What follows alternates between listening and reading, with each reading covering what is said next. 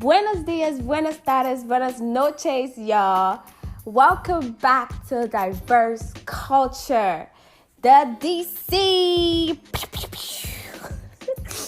It is your one and lovely co-host, your beautiful co-host, Oluwatomise Fashupe, aka Sarah, aka the Nigerian goddess queen, aka Team Money Fash, aka of the whatever. And today, our country we're going to be talking about is Colombia. Poo, poo, poo, poo, poo, poo. Yes. Okay. The country we're going to talk about today is Colombia. So, question of the day. When you hear Colombia, what comes to mind? Or what do you know about Colombia? Just think about that. Think about it. Just before we get into the information or before we talk about Colombia. Because, maybe today, after listening to this, you learn something you don't know about Colombia, or you probably learn again something you already know about Colombia. Like I said, this podcast is a journey where we teach each other, okay? Where we learn together, right? Right. So let's get right into it. Like I was saying earlier, buenos dias, buenas tardes, buenas noches is how you greet in Colombia. So if you don't know that already, you know that now. So buenos dias is good morning, buenas tardes is good afternoon, and buenas noches is good evening.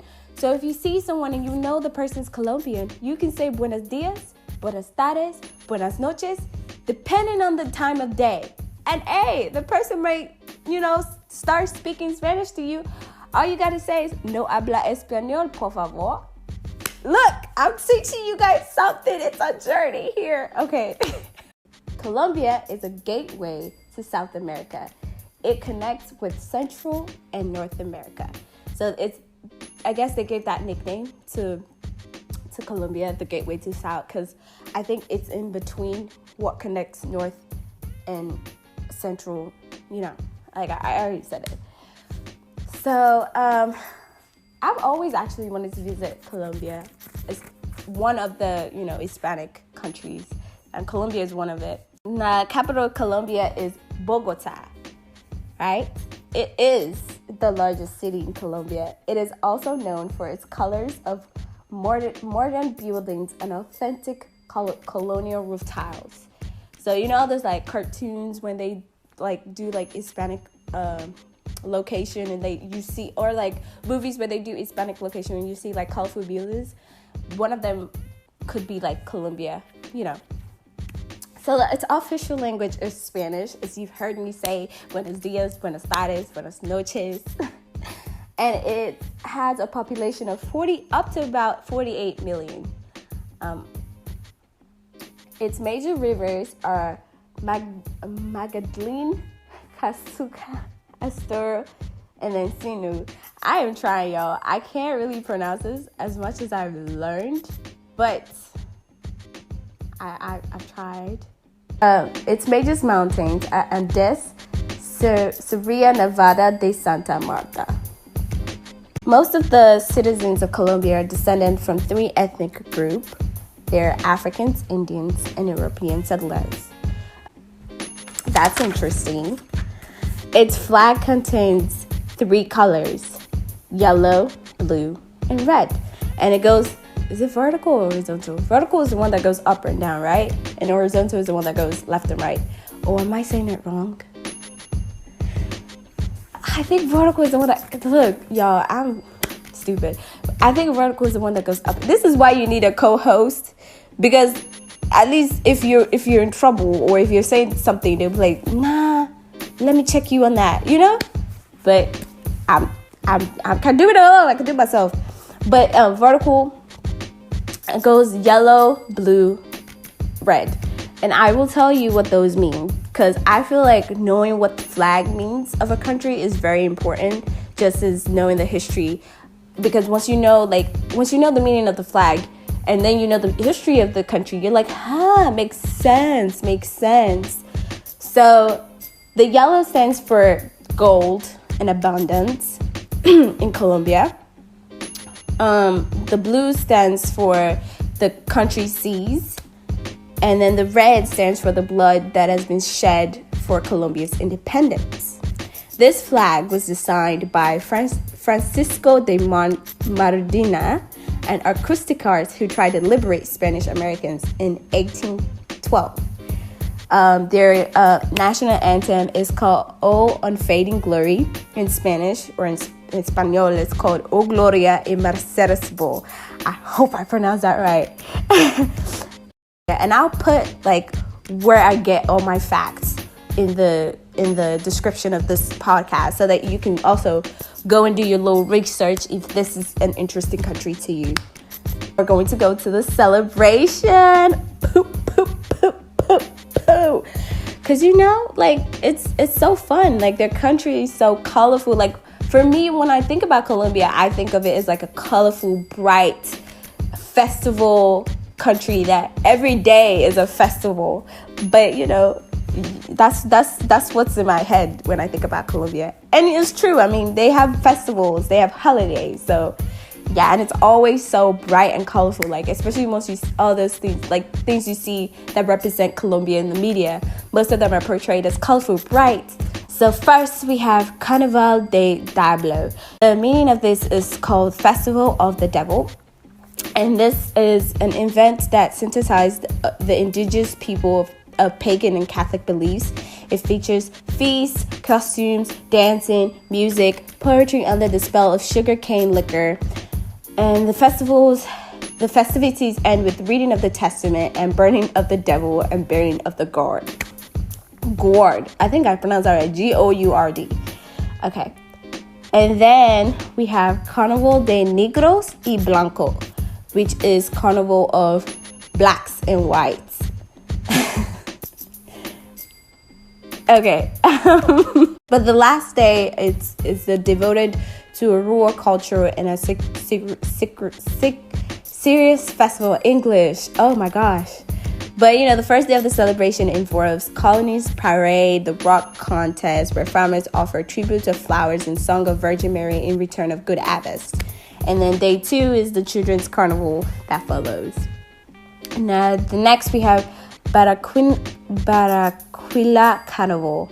Barranquilla Carnival is held in a port of the town of Barranquilla, and this is over 3 days leading to Lent. It's a Catholic feast, if you don't know what Lent is. Participants dress up in an exotic costume that take part in a grand parade with queen floats, salsa. Oh my god, salsa music. I love salsa music. Rumba dancing, food, drink, and partying. Woohoo! And then we have Festival of Flowers. This sounds so good. If I had to pick from let me finish. Let me get ahead of myself. Festival of Flowers is held in the city of Medellin. Been hosting since 1955. It takes place over 10 days in the early of August. There are concerts, parades, food, drink, an orchid exposition, competition among saddle bringing flowers on horseback. Just any flowers you can think of. Sunflowers, roses, orchids, lily, And then the Days of Candles occurs on December 7th, and it marks the unofficial start of Colombian Christmas season. And then after that, we have Christmas. Everybody knows what Christmas is, so I don't need to explain it. If you don't know what Christmas is, it's a celebration where people come together, and the Christian standpoint is celebration of Jesus' birth. But there's other people who celebrate Christmas differently. Question: if you had to pick which festival, or in order, like your top 5 festival or your top festival from what I've said that sounds so interesting to you, what would it be? Mine would be Festival of Flowers. I could just imagine flowers everywhere. It's gonna be so pretty. So I would say top would be Festival of Flowers and Day of Candle and Christmas, because I love Christmas. So yeah, so that's it for the celebration. And now we're gonna move to traditional foods in Colombia. All right. So traditional food in Colombia, we have sancocho, Sancocho, changua, CHANGUA. Arepas, AREPAS. Hormigas culonas. And then tamales, and then radon. So I'm gonna repeat this, the names of the food, and then tell you what's in the food. So let's get to it. This is my favorite part because I love talking about food just as much as I love talking about culture. So let's get into it. Sancocho is a traditional Spanish stew. It's very popular among the South America. It always contains yuca, corn, potatoes, and plantain. Changua. This is a breakfast soup. It originated from Andes region. This soup is milk-based, made with water, milk, egg, onions, cilantro, and it's often served with bread and hot chocolate. Sounds delicious. Arepas is the most common traditional dish in Colombia. It's served as a snack. It can be made with different varieties. Arepas de coco, it's corn filled with cheese. Arepas con queso, filled with cheese. Arepas de huevo, and arepas which is deep fried with egg. If you want to know how it looks like and what I'm talking about, I'm going to put the description of where I found all my facts, all my things that I'm talking about in the description. So if you want to go back, check it out. Yeah. This is not my favorite, but I've tried it before and I loved it.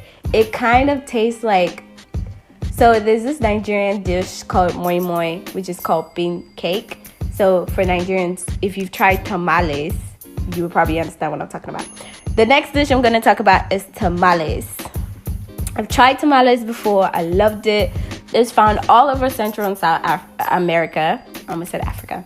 It is a Colombian traditional, and tamales is normally eaten with meat, vegetables, fruit, or cheese. This is a corn-based delicacy, and it is served wrapped in plantain leaves. And then our last one is radon. Radon is an Afro-Caribbean influenced dish. It's typically found on the Colombia's Caribbean islands of San Andres and Providencia. I think I said that right. This soup is made primarily from a fillet of fish or other seafood, along with snails, yams, potatoes, yuca, baked plantain cooked in coconut milk and pepper. That sounds really interesting. Radon is often served with coconut rice and fried plantain. The question is, from all this food that I've mentioned, which one would you want to try? Your top two. My top two would be radon because it sounds really interesting and sounds really yummy with all of the information they put out there. Radon, I've already tried tamales, so I mean, obviously I'll have it again, but the one I really, really want to try is this soup-based that's served with breakfast and hot chocolate. Changua. Yes, changua. I think I said it right. CHANGUA. So my top two food that I want to try is changua and radon. And now we are going to go to traditional dresses.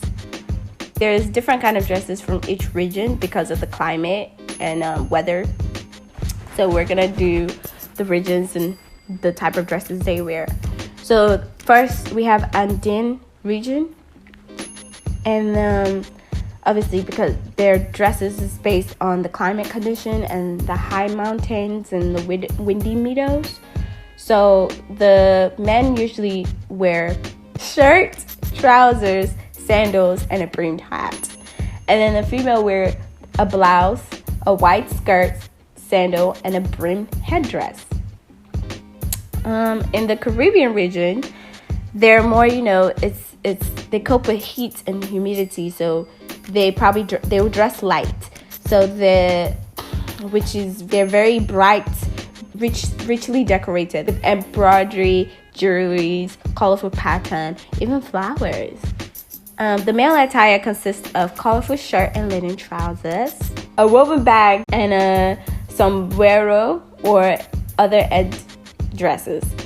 Female usually wear light top and skirt and a sombrero as well. The Pacific region, obviously under the influence of climate and history of the area, there's a lot of immigrant from Africa who lives there.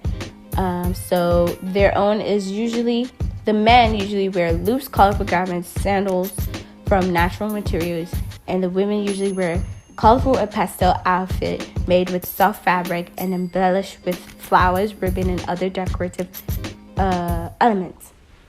We have the Onriqua region, Orinoquia. So this one's an occupation of local people. They are usually with like cattle.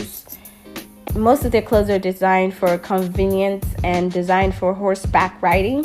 So men usually have white trousers with a red or black shirt and a wide brimmed hat made from heavy materials. And then the ladies wear wide knee length skirts, rather puffy, made from white and red fabric. And they often have flowery patterns with sleeve blouse with a red and white ribbon. And they probably either put flowers or ribbon in their hair. The Amazon region it's a small community with different ethnic groups. So they have their own traditional clothes. Most people from Amazonia wear light clothes as well. Men and women wear lion clothes and some jewelry. And now we're gonna go to fun facts. We're almost to the end of the podcast. I just wanted to say thank you guys again for listening. I love talking about culture. I love talking about languages. So this is quite interesting for me. And I hope this is also interesting for you and you sticking to listen to me. All right, fun facts about Colombia, or interesting facts about Colombia. Colombia has more than 4,000 species of orchids. I don't know how you say that. Colombia is the most biodiverse country on the planet. It has 60 national parks. It's the most tourist cities. It has a home to the liquid rainbow. Colombia has the most second celebrated holidays in the world. Colombia has two of the world's largest festivals. See, I told you? Yeah. Like, once I think about Colombia, all I think about is festival. Like, excitement, dances, just colorful dresses and stuff. So, at the end of this podcast, I just want to ask, what was fascinating about what you learned of Colombia? And did something interesting you popped up when I was talking about Colombia, or did something that you already knew but you kind of forgotten popped up when I was talking about Colombia? And I hope you guys have a wonderful day. Buenas tardes, which is it's afternoon right now, but buenos dias, buenas tardes, buenas noches. Hope you guys have a wonderful day, and I hope this helps you learn more or want to learn more about Colombia. We'll see you next time on DC Diverse Culture. Bye.